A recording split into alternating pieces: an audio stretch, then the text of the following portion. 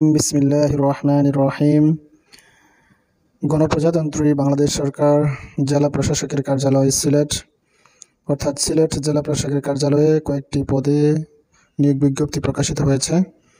এখানে সিলেট জেলার স্থায়ী বাসিন্দারা আবেদন করতে পারবেন। পদের নাম ইউনিয়ন পরিষদ সচিব, 14তম গ্রেড। মূল বেতন হবে 10,200 টাকা থেকে 24,680 টাকা। ইউনিয়ন পরিষদ কর্তৃক 25% এবং সরকার কর্তৃক 75% হারে বেতন ভাতা প্রাপ্ত হবেন।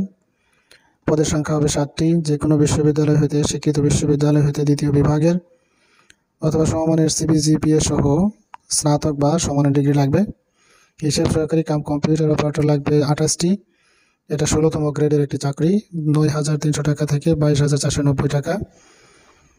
এখানে শিক্ষিত বোর্ড হইতে অনন্য দ্বিতীয় বিভাগ বা সমমানের জিপিএ সহকারী বাণিজ্য বিভাগে উচ্চ মাধ্যমিক সার্টিফিকেট অথবা সমমানের পরীক্ষা উত্তীর্ণ হতে হবে।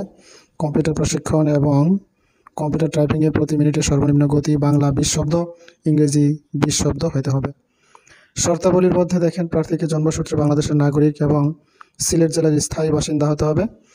এই নিয়োগ বিজ্ঞপ্তিতে বর্ণিত পদ পূরণে ইউনিয়ন পরিষদের কর্মকর্তা কর্মচারী নিয়োগ ও চাকরির শর্তাবলী বিধিমালা 2011 অনুসরণ করা হবে।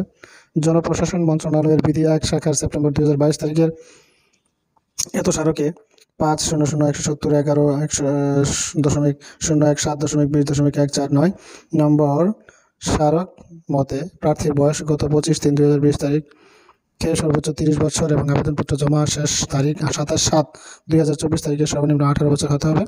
বীর মুক্তিযোদ্ধা, শহীদ বীর মুক্তিযোদ্ধাদের পুত্রকন্যা এবং প্রতিবন্ধী প্রার্থীদের ক্ষেত্রে বয়সসীমা 32 পর্যন্ত শিথিলযোগ্য। বয়স প্রমাণের ক্ষেত্রে কোনো এফিডেভিট গ্রহণযোগ্য নয়। একজন আগ্রহী প্রার্থী যোগ্যতা সাপেক্ষে উভয় পদের জন্য আবেদন করতে পারবেন। সরকারি, আধা সরকারি বা স্বায়ত্তশাসিত প্রতিষ্ঠানে কর্মরত প্রার্থীকে অবশ্যই যথাযথ কর্তৃপক্ষের অনুমতি দাখিল সাপেক্ষে আবেদন করতে হবে। আবেদনকারীকে তার সকল শিক্ষাগত যোগ্যতার বিষয়টি আবেদনে উল্লেখ করতে হবে। 1 নং ক্রমিকে পদের জন্য লিখিত ও মৌখিক পরীক্ষা গ্রহণ করা হবে। 2 নং ক্রমিকে বর্ণিত পদের জন্য লিখিত, ব্যবহারিক ও মৌখিক পরীক্ষা গ্রহণ করা হবে। কেবলমাত্র লিখিত ও ব্যবহারিক পরীক্ষায় উত্তীর্ণ প্রার্থীগণ মৌখিক পরীক্ষার জন্য যোগ্য বিবেচিত হবেন। লিখিত পরীক্ষায় উত্তীর্ণ প্রার্থীদের মৌখিক পরীক্ষার সময় সকল সনদ, অনাপত্তি সনদ, কাগজপত্রাদির মূল কপি প্রদর্শনপূর্বক প্রতিটির 1 সেট সত্যায়িত কপি দাখিল করতে হবে। মৌখিক পরীক্ষায় উপস্থাপনযোগ্য কাগজপত্রের মূল কপি নিয়ে আসতে হবে, জমা দিতে হবে। সকল সনদ, প্রত্যয়ন, অনাপত্তিপত্র সিলেট জেলার স্থায়ী বাসিন্দা হিসেবে সংশ্লিষ্ট ইউনিয়ন পরিষদের চেয়ারম্যান, পৌরসভার মেয়র, সিটি কর্পোরেশনের কাউন্সিলর কর্তৃক প্রদত্ত নাগরিক সনদপত্র দিতে হবে।